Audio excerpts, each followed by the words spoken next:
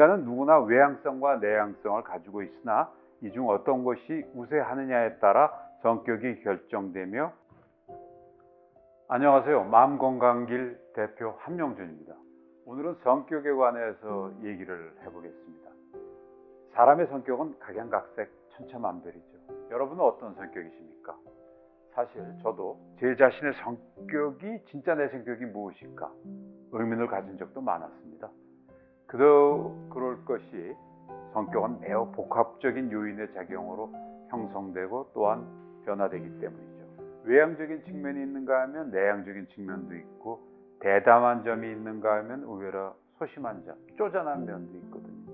또 제가 보는 저와 남이 보는 저도 다를 수 있으며, 그것이 구체적인 상황이나 인간 대소사에 얽히면 또 다른 모습으로 발현될 수 있습니다. 그렇기 때문에 어떤 일단면 보고 그 사람을 좋다 나쁘다 평가하지 마십시오. 아주 그건 성급한 겁니다.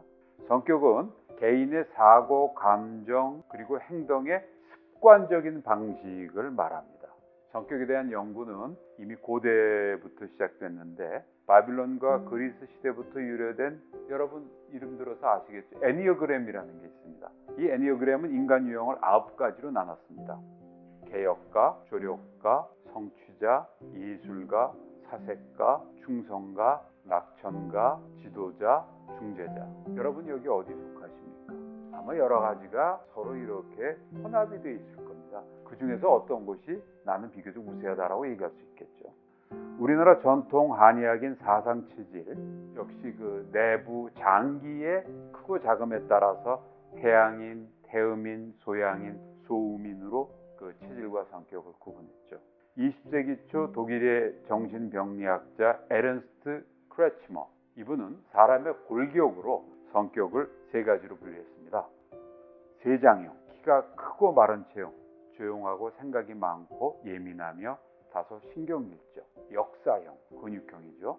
열정적이고 완벽함을 추구하며 감정적. 비만형, 사교적이고 밝고 개방적이며 환경에 잘 적응. 정신과 의사이자 분석심리학의 창시자인 칼 구스타프 융이 창안한 성격 유형론이 또 있습니다. 이거는 개인의 주된, 그 사람의 관심의 방향이 어디냐에 따라서 그게 외향적이냐 내향적이냐 이렇게 나누고, 거기서 다시 각각의 태도 유형을 조금 정밀한 내용인데 그냥 오늘은 이해만 하는 걸로 가십시오. 감각이냐 직관이냐 또는 사고냐 감정이냐 같은 4가지 기능 유형으로 세분화해서 이거를 조합을 했습니다. 인간은 누구나 외향성과 내향성을 가지고 있으나 이 중 어떤 것이 우세하느냐에 따라 성격이 결정되며, 이것이 다시 4가지 기능 유형들과 맞물리면서 총 16개 유형으로 분류되는 거죠. 여기서 다시 발전된 것이 최근 우리 사회에서도 각광받고 있는 MBTI. 아마 인터넷 들어가면 실험을 통해서 본인들 나오는, 그게 근데 또 이렇게 질문에 따라 바뀌기도 하고 그러더라고요. 그 성격 검사가 있는데 요즘 학교나 군대나 대기업 등 많은 조직에서 적성 검사나 인사 자료로 쓰이고 있습니다.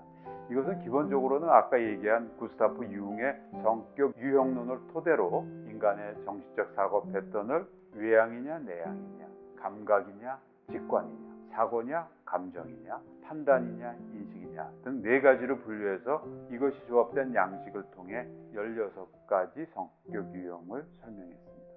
이보다 좀 더 이해하기가 쉽고 건강과 관련된 분리법이 있습니다. 어쩌면 우리가 좀 주목을 해야 될 분류하는 건데요. 사람이 스트레스 상황에 어떻게 반응하느냐에 따라서 성격을 A, B, C, D형으로 분류하고, 거기에 따라서 각각 사회활동과 유발되는 병이 다르다는 것을 밝혀냈죠. 이것은 미 샌프란시스코 의대 메이어 프리드만 교수가 1959년으로 기억하는데요. 그때 처음 성격과 심장병 관계를 연구한 결과에서 시작된 스트레스성 성격 유형, 이 시초로 돼서 된 분류법입니다. 여기서 A형은 완벽주의자 쪽입니다. 일, 욕심, 성취욕도 높고 유능하다는 평판을 받죠. 승진도 빠르죠. 그러나 늘 긴장하고 스트레스를 많이 받습니다. 이런 사람들은 심장 질환이 걸릴 확률이 높죠. B형은 낙천주의자. A형과 달리 스트레스를 별로 안 받고 우리가 호인형으로 부르는 사람들 있잖아요. 근데 이런 분들이 일 처리가 꼭 유능한 편은 아닙니다. 이런 분들은 비만, 당뇨병에 걸릴 확률이 크죠. C형은 소심하고 착한 쪽.